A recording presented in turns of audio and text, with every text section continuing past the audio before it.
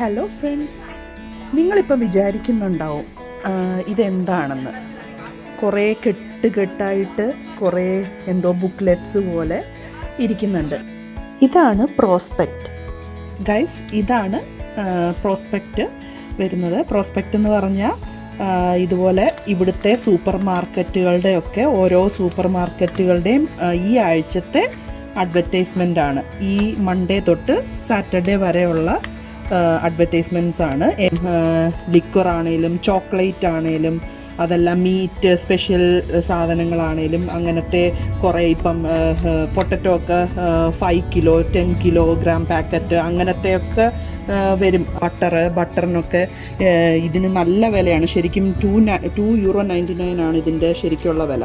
പക്ഷേ ഈ ആഴ്ച ഈ കടയിൽ അതിന് 50% ഓഫ് ഉണ്ട്. 1.49 ഉള്ളൂ. അപ്പോൾ അങ്ങനെയൊക്കെയുള്ള അഡ്വർടൈസ്മെൻറ്റും ഡിസ്കൗണ്ട്സും ഒക്കെ വരുന്ന ഒരു സാധനമാണ് ഈ പ്രോസ്പെക്റ്റ്. മൺഡേ തൊട്ട് സാറ്റർഡേ വരെ എന്തിനെല്ലാം ഓഫറുണ്ട് എന്നൊക്കെ അറിഞ്ഞു കഴിഞ്ഞാൽ അവർക്ക് ആ ദിവസങ്ങളിൽ പോയാൽ ചിലതൊക്കെ ആണെങ്കിൽ തേഴ്സ്ഡേയിലായിരിക്കും ഓഫർ, ചിലതിനൊക്കെ മൺഡേ തൊട്ട് വെനസ്ഡേ വരെ ഓഫറുള്ളൂ. അപ്പോൾ അങ്ങനെയൊക്കെ ഉള്ളപ്പം അത് നമുക്ക് വേണ്ടുന്ന സാധനങ്ങൾ നോക്കിയിട്ട് അത് ഏത് ദിവസമാണ് അതിന് ഓഫറുള്ളതെന്ന് വെച്ചാൽ പോയി വാങ്ങിക്കാൻ പറ്റും. ഇതൊരു മിനി ജോബാണ്. പ്രോസ്പെക്റ്റ് ഫെർട്ടൈലിംഗ് എന്നാണ് ജർമ്മനിയിൽ ഇതിന് പറയുന്നത്. മാഗസിൻ ഡിസ്ട്രിബ്യൂഷൻ എന്നാണ് അർത്ഥം. നമ്മുടെ നാട്ടിലെ പത്രം ഇടുന്ന പോലുള്ള ജോലി. ഇവിടെ ജർമ്മനിയിൽ 13 വയസ്സ് കഴിഞ്ഞാൽ കുട്ടികൾക്ക് ഇങ്ങനെയുള്ള മിനി ജോബൊക്കെ ചെയ്യാം. എൻ്റെ മോൻ ഈ ജോലി ചെയ്യുന്നുണ്ട്. ഇവിടുത്തെ മിനിമം അവർലി റേറ്റാണ് ഈ ജോലികൾക്കൊക്കെ അവർ കൊടുക്കുന്നത്. കുട്ടികൾക്ക് അവരുടെ ആവശ്യങ്ങൾക്ക് വേണ്ടിയുള്ള പോക്കറ്റ് മണി ഇതിൽ നിന്ന് ഉണ്ടാക്കാം. എൻ്റെ മോൻ ഓൺലൈൻ വഴിയാണ് ഈ ജോലിക്ക് അപ്ലൈ ചെയ്തത്. കുറച്ച് ദിവസം കഴിഞ്ഞപ്പം അവരുടെ ഒരു റിപ്ലൈ ഇമെയിൽ വന്നു. അത് കഴിഞ്ഞപ്പോൾ ഒരു ചെറിയ ടെലിഫോണിക് ഇൻ്റർവ്യൂ. അങ്ങനെ വലിയ ഇൻ്റർവ്യൂ ഒന്നും അല്ല, ജസ്റ്റ് അവരുടെ റൂൾസ് ആൻഡ് റെഗുലേഷൻസ് ഒക്കെ പറഞ്ഞു. മോൻ മൈനർ ആയതുകൊണ്ട് അവരെൻ്റെ അടുത്തും ഇതിനെപ്പറ്റിയെല്ലാം സംസാരിച്ചു.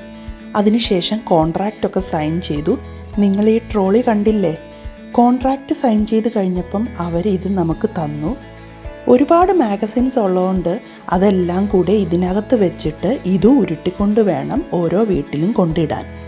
ഇന്നിപ്പോൾ എൻ്റെ മോന് പനി ആയതുകൊണ്ട് ഞാനും എൻ്റെ ഹസ്ബൻഡും കൂടാണ് ഇത് ഇടാൻ പോകുന്നത്. ഞാൻ ആദ്യമായിട്ടാണ് ഇതിന് പോകുന്നത്. ഞങ്ങളങ്ങനെ മാഗസിൻസ് എല്ലാം എടുത്ത് ഈ ട്രോളി ബാഗിനകത്ത് നിറച്ച് വെച്ചു. ഇനി ഉരുട്ടിക്കൊണ്ട് നമ്മൾ പോകണം.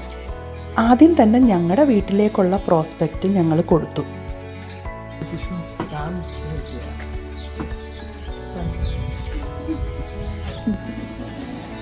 ബൈ.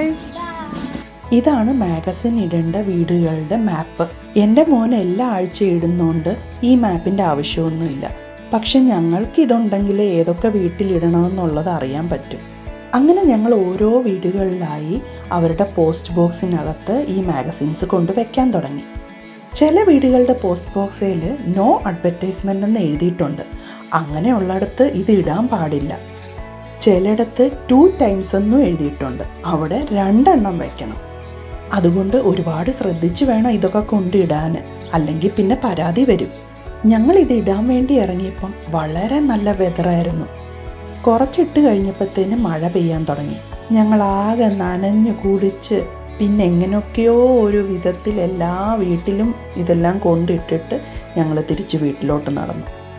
ഇനി പനി പിടിപ്പിക്കാതെ വീട്ടിൽ പോട്ടെ. പുതിയൊരു വീഡിയോയുമായിട്ട് വീണ്ടും വരാം. എന്നാൽ ശരി, ബൈ ബൈ.